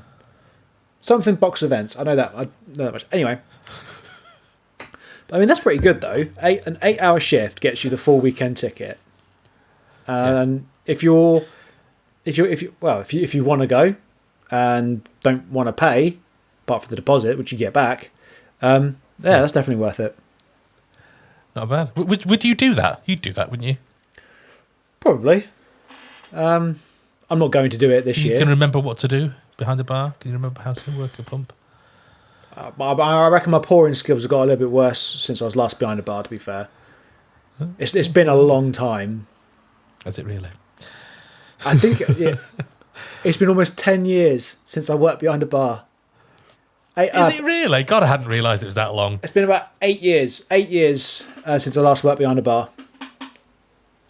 Bloody hell. Well, there we go. Lastly, our last news story here today is Slam Dunk have released their set times. there's a sort of little clash finder that they've put out on their social media where we can see exactly. It's not too bad, actually, in terms of clashes. From my limited little look at it, let's blow this up and let's see everybody. No, I'm not happy with the headliners clashing. Offspring and Enter Shikari both clash at exactly the same time and are on the stage for exactly the same amount of time. That's my only big gripe, is that the headliners are playing at exactly the same time. Other than that, there's plenty of choice to go around, and these are the sort of things I love doing this before festivals. Like, I know this is your thing, isn't it? It is, yeah. I try to research or listen to all the bands and make sure that my day is purely planned out. I don't like waiting around and dossing between stages. I know a lot of people do like doing that because you might find something that you do like, that you randomly like, which is, to me, on the face of it, sounds awesome. On paper, it sounds great. But the way that my brain works, I have to know exactly who's playing and who I like and when I'm going to see them. And if the schedule changes, it fucking gets on my nerves. But it happens. But yeah. So this is interesting though, because you've got a clash finder for the two sites. Well, because you've got Saturday, the 29th of May, when Slam Dunk is on in the south at Hatfield Park, and then you've got the Sunday, the day after, where it's happening in the north at Leeds Temple Newsome. Now, I guess they want to have exactly the same stage set times and everything for both days, by the look of it, because they haven't got two separate clash finders out, have they? No, it'll be exactly the same. My impression of it is it's going to be identical. The only difference is it's in a different location. Which is a great, ideally, in an ideal world, if that works, that's a great way of planning it all, isn't it? Because if you can get everybody, including all their gear, the whole shebang from the south to the north, and play an identical day, wow, that's something to marvel at, isn't it? Yeah, things that I think Eamon said before, like that, there are people that buy tickets for both days, and they'll travel up. I find that a little bit strange because you're going to see exactly the same show. Like you did. I can't remember whether it was Royal Blood or Sleep Token, because they're both your favourite bands. Where you did 3 shows on the same tour but in different locations. Royal Blood, yeah. It was Royal Blood. How different were the sets between each day, or were they exactly the same? They were different. They weren't the same. No, don't know why. I didn't figure that one out. But they did have they had different set list. Some songs performed at some gigs and not at others, which you wonder why. I mean, what's going through their mind with that? So I saw in 2016. I went and saw Slipknot in 2015. Sorry, in the January of that year. Saw them at Wembley, and with Korn supporting, was amazing. And then we saw them at Download in 2015. And the sets were identical to the point we got halfway through the gig and we went back to our tent. It's like, we've seen this. Like even the in between parts of the songs where Corey said talks to the crowd was exactly the same, apart from the odd "Hello Donington." Like it was almost identical to the point. Like, well, we saw this show like 6 months ago. I'm going to go to get some kip. Like, but yeah, it's a shame, but I mean, it's cool to like hear that. Yeah, at least Royal Blood did do different sets and different shows, and maybe Enter Shikari or The Offspring will do something a little bit different. Because I believe they sold group tickets for Saturday and Sunday, so maybe the headliners are going to do something different. That's a hell of a weekend, isn't it? Yeah. Actually, lightning has just struck my brain. Oh. Maybe the reason that they're offering Saturday and Sunday tickets as a package is because the headliners are playing at exactly the same time. So Saturday you can see The Offspring. Sunday you can see it at Shikari. Yeah. Except 200 miles apart. and 24 hours. That's fine. Well, I guess, you could do that if you wanted. But that's a lot of money and a lot of time and a lot of pissing about, because inevitably you probably don't live near both of them. No, but again, it depends on how keen you are for it. I mean, Leeds is a massive student city, and I put money on the majority of the tickets that have been sold are students, because I think 27th of May, it might be the back end of the term of the semester year, but again, you might hang about for it. I didn't even know it was a thing when I was at uni, which is stupid because I think it was. At the Key Club, I found out about the Key Club in Leeds, which is the metal venue in Leeds. I didn't know about that until I left. Oh no, shit! Fuming. Because I had to go to all the stupid little club nights with all the people that I knew, and none of them was a metal. I think there was one rock night, and it was on a Saturday when drinks were through the fucking roof. Oh my god! I'd never, yeah. Oh, dear me. Bad times. So that is all of the festival news, and next we are going to talk to Lee about his visit to a gig. So this is our gig review where Lee has... you went to Metal to the Masses, didn't you? Yes, I've been to Heat 1 and Heat 2 of the Oxford Metal to the Masses. If you've not heard us speak about Metal to the Masses before, it is a battle of the bands for Bloodstock. The winners of each regional competition go to play on the New Blood stage at Bloodstock, which is an incredible opportunity. Like I said, I've been to Heat 1 and 2, where I got to see, or the bands that stood out to me on Heat 1 was a band called Indecorum, which I would describe as a band with raging speedhorn vocals, so very shouty, aggressive sort of vocals, with thrash metal music, which was a great mix. This band actually won the night and was the only band that got an encore, which was incredible. Wow. Because again, it didn't happen to any other band.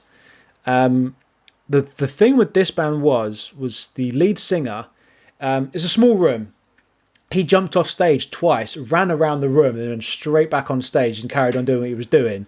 He was a real character. He went on to do an incredibly powerful, important speech regarding hate in the LGBTQ. He admitted he was gay, and he did a very powerful speech regarding what happened with the young person. I can't remember their name. They recently died, but it was a powerful speech, which was very important. A trans person by any chance? It was. You might remember the name actually. I think there's someone in Warrington who I was aware of recently in the news, but the name escapes me, unfortunately. They were an incredible band. He was a lot of fun jumping on and off the stage, running around people. I think I was on my phone twice when he jumped off the stage and ran straight past me, and it was like shit. It was so much fun. And he actually sat. So there was another lady sat at the back on her phone. He sat down, screaming into his microphone like this, like next to her, like wow. While he's trying to do the show. It was a lot of fun, and they won the night ultimately, which I thought it was well deserved. It sounds like it. The next band on the same night, who I believe came second, was a band called Depolarize. They came on stage wearing balaclavas. I was thinking, fuck, this is going to be some sort of like King 810 type music, which, if you've ever heard of King 810, it's not great. But having said that, it was very nu metal, so it was right up my alley, and they were a very good, entertaining band. Brilliant tracks, and I couldn't say enough nice things about them. I can't speak this evening. Yeah. Right. And I think the third, because there's three bands go through to quarterfinal, and the other band was Mannequin. Again, not my cup of tea, but credit where credit is due. They are through to the quarterfinals. It's a really great experience going to these Battle of the Bands, because never heard of any of them before. And what an opportunity to go to a festival and play play live for, again, other fans that may not have heard of them, and then ultimately this band could be somebody's new favourite. Obviously, that's what happened to me with Invisions. Never heard of Invisions before. I heard them at Body Takeover. Thank you. And they are now my favourite band. So it's good to hear that. I went to Heat 2 a couple of weeks after. I shot myself in the foot with this. I listened to all the bands before going, and only one band stuck out for me, unfortunately. And doing what I do best when it comes to a nights out or festival, I left early. Oh, for God's sake, Lee. Heard the first band. Again, not quite for me, but I believe they went through. But the band that I was most excited to see was a band called Lest We Forget. And it was a very prog metal type genre of music. I really enjoyed their set. I'd recommend anybody to give them a listen. I know they're playing Rabid Fest in Oxford in November, which I'm quite excited to see them play again. I believe they went through third. So they weren't everyone's cup of tea either, but they were mine, and I'm glad they went through. How do they progress? Is it a vote thing or what? Yes, so I should have explained this. When you pay to get in, on the door, you get given a nice little slip with all the band's names on it. And you have to stay to the end for your vote to count. I found that out. Oh, Lee. I found that out. And as Lest We Forget finished their set, I ticked it, folded it up. There you go. No, we can't take them until the end. I was like, well, I'm going home. So what do you want to do with it? And they're like, oh, we can't take it. I was like, oh, okay, fine. It is what it is. Yeah. Like I said, I shot myself. This is what I'll get into. I shot myself in the foot because I listened to the bands before going, and I knew there was only one band that I was actually quite keen to see, and they were on second. Now, granted, if I hadn't listened to any of them, I might have spent the entire night there and probably walked away disappointed because the bands weren't my cup of tea, apart from Lest We Forget. But I did what I typically do, and I left early. Got an early night. Yes. Mm-hmm. I like to sleep. I like an early night. Yeah. Ultimately, though, generally speaking, it is a fantastic competition, and I think they have these competitions all over the country. Obviously, my local one, Oxford, I know they have them in Manchester. I think they have a couple in London. They've even got them in. They're all over, aren't they? Yeah, I think they've got a couple in overseas. I think one's in Norway. I might be really. God, might be one in Poland as well. Wow. Yeah, they're all over. Look it up. I cannot recommend you look it up enough because again, you might find your next favourite band, and how cool would it be to say I was there for their first shows, and having said that, this was Indecorum's first ever shows together. The lead singer explained he has been in bands before, but Indecorum, that was their first ever show, and they won the night. So I mean, fantastic for them to potentially go on to the final and potentially win and play at Bloodstock would be a fantastic achievement for a band that had only been together for 6 months, and that's their first show. Absolutely. Wow, God. I'm quite... So I looked a bit more into it as well, and the grand final, which is in July, is being headlined by Red Method. Red Method headlined the Body Takeover last year.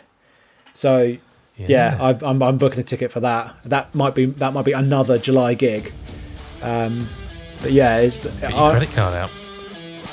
It's only £8. Oh well. I'll use the debit. Well, I'll use the debit card for this time. Yeah.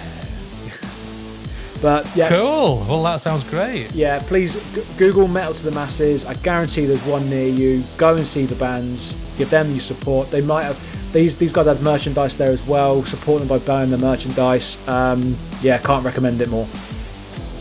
Cool. Next, let's talk about gigs in the guide. What gigs or festivals are coming up in the next month or two? Let's pick and choose the ones we would like to mention. What have we got coming up? So firstly, the first one I'm going to mention is Uprising Festival. That is at Leicester's O2 Academy, and it's on the 29th of April. The lineup is Palm Reader, Scarlet Riot, BOSSK Pest Control, Internal Conflict, Combi Christ, Blood Oath, Priest, Lowen, show more, Damim, Sour, I think, Paradise Lost, and Hawks. Heard of Paradise Lost, Hawks, Combi Christ, Palm Reader, Scarlet Riot, all very good bands. Looks like a good night, to be fair, or a good day. It does. Yeah. I think I saw it said it starts at 12:30. O2 Academy, Leicester. All those bands all day long. That sounds like a really good day. Ticket prices start at $39.40, which I believe includes all your booking fees, etc., etc. You can get it through Ticketmaster. Don't tell Eamon. And to be fair, £40 for a day festival with all those bands on it, I think that's pretty reasonable. We've also got this one I'm going to, and I cannot wait for this. Electric Callboy are playing the Hammersmith Apollo in London. It's the only date they're doing this side of download, because they are obviously doing festival season. Like I said, they're playing on the 1st of May at Hammersmith. Tickets were £35, and their support is Blind Channel, who are playing who are playing download as well, and their other support is Future Palace. So they do have a full tour after download coming up as well, so definitely check that out. We've also got, I believe, Cannibal Corpse. They are touring with Dark Funeral, Ingested, and Storm Ruler. They will be in Bristol on the 18th of April. Recommend that. Definitely go and see them. Great. Well, if there's a gig, a festival, or a piece of music that you want to recommend to us, do let us know on the socials or in the comments below. Just search for Festpod to let us know. Next up, we'll get our Festpod Favourites. This is where we recommend something we've seen that we like. So we've got a couple of interesting ones for you this episode. Lee, let's start with you. What have you got? So this is a band that I'm due to see in July, and I cannot wait to see them.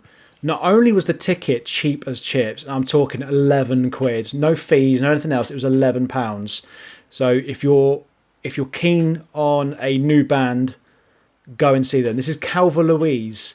The music, the vocals are heavy screamer vocals, along with quite rock pop vocals along with it as well. The music is fantastic.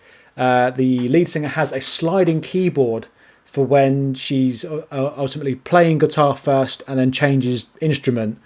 It is I can't recommend this band enough. Go and see them. They are actually on tour at the moment. I'm not going to that show. Oh, aren't you? Yeah. So no, I'm going to. So they are touring during May. As you can see there, Leeds, Manchester, Nottingham, Clandennis.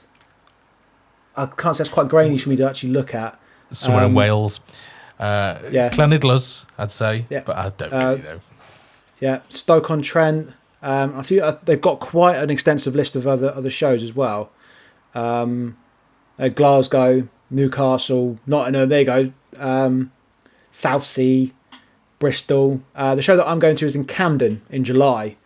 I found them on TikTok. It was really weird. You hear about these bands or these artists that have become TikTok famous. Yeah. And it was just such a random discovery. And the thing that triggered me to buy a ticket was they got a video on their TikTok where they're singing. Obviously, it might even be that one it's that one that's playing now. There you go. It was that video alone.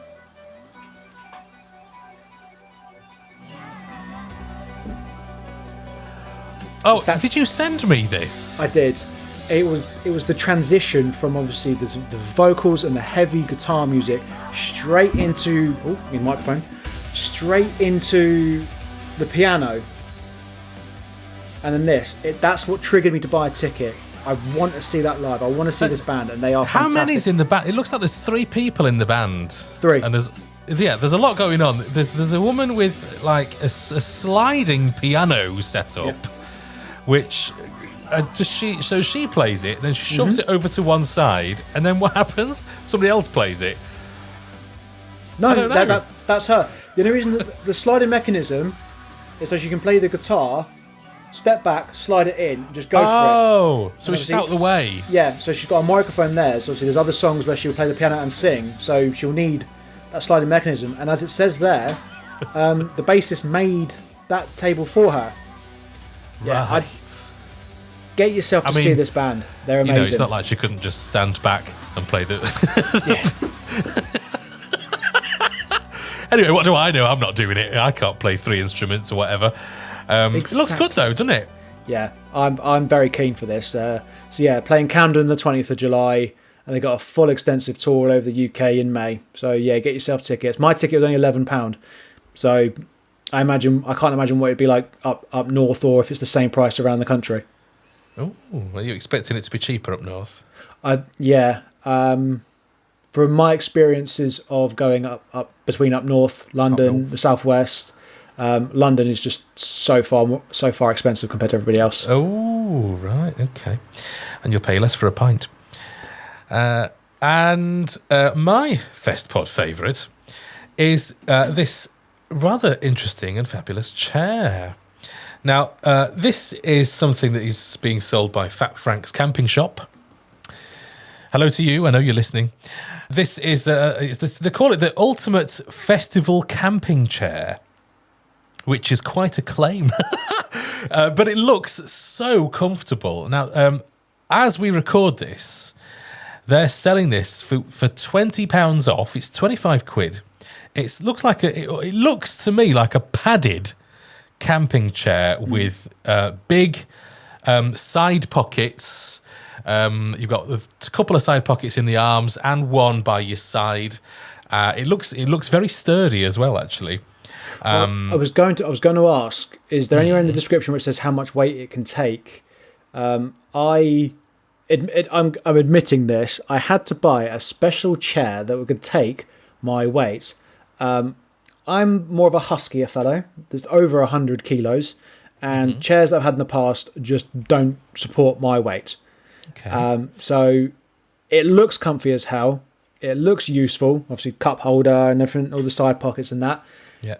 As long as it can take my weight, I would be keen as mustard to have that. It says sturdy, powder-coated steel frame. Can take up to 150 kilograms. That's all right then. I could have that. It's hard-wearing and durable, so you can get a lot of enjoyment out of this folding chair. It says padded backrest and seat. The luxury features of this chair make it a handy companion. Alongside the practical side pocket on the frame, there is a cool box and cup holder in the armrests. A cool bag.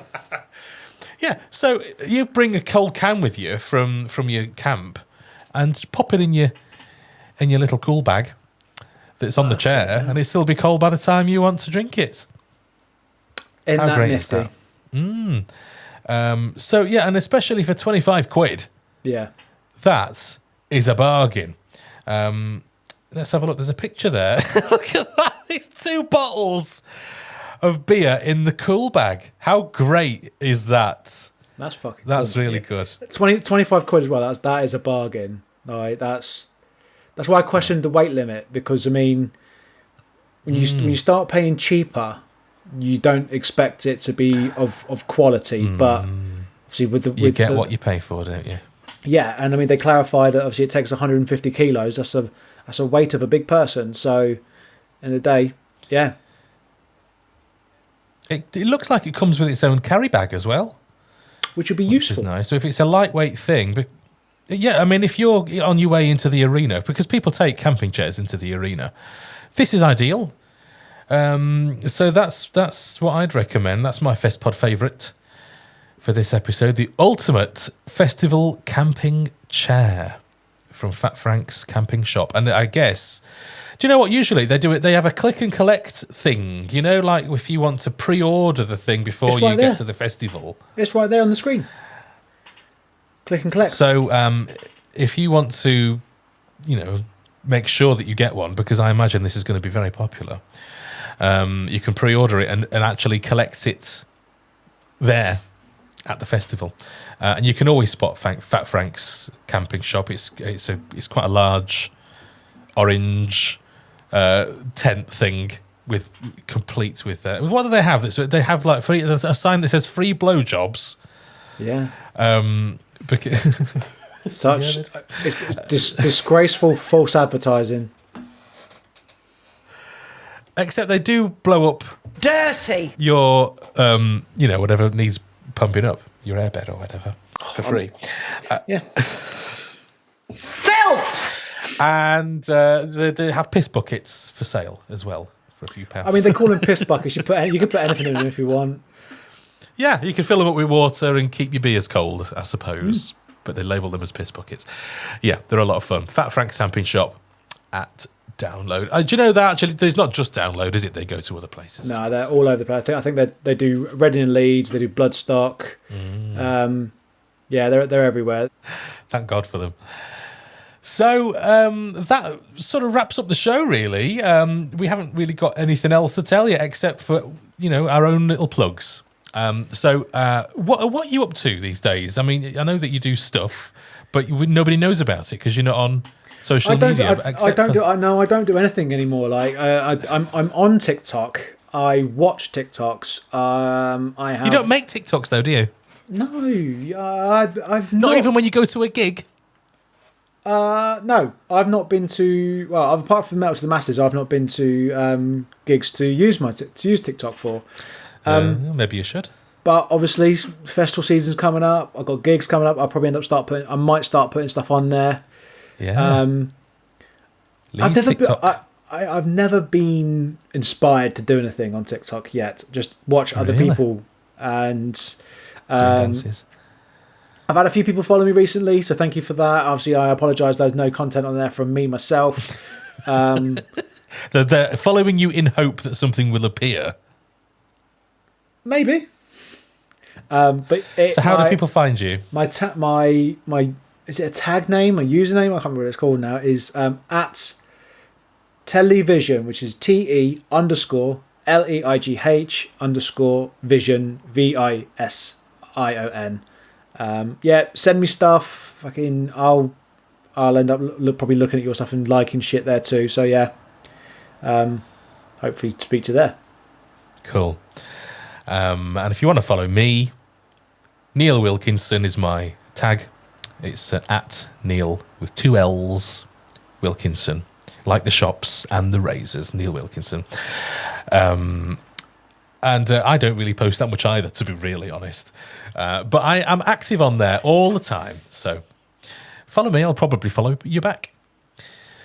So if you like what you've heard today, please consider supporting Festpod on Patreon. We would love your support, and it does all go back into making the show as great as it is, and we'll continue to do. Thank you for our existing Patreons. We really do appreciate it. You'll get outtakes from us on a regular basis. You'll get bits of merch if you're on a certain level of support. It's well worth doing. And if you've enjoyed the show, please interact with the video or the podcast if you're listening, wherever you found us. It does give us that little bit leg up in discoverability. So if there's a like button on whatever you're watching us on, just click on that. If there's a rating thing, just click on 5 stars. It does mean that more people are going to discover us, which is always nice. We are also on the socials and on YouTube. Just search for Festpod. And we've also got a shitload of merch on sale too, which you may have heard about in the last episode. Go to Etsy and search for Festpod there to find it. So that's it. Thanks for listening, and we'll catch you again next time. Bye. A Wilco Productions podcast. tittiness.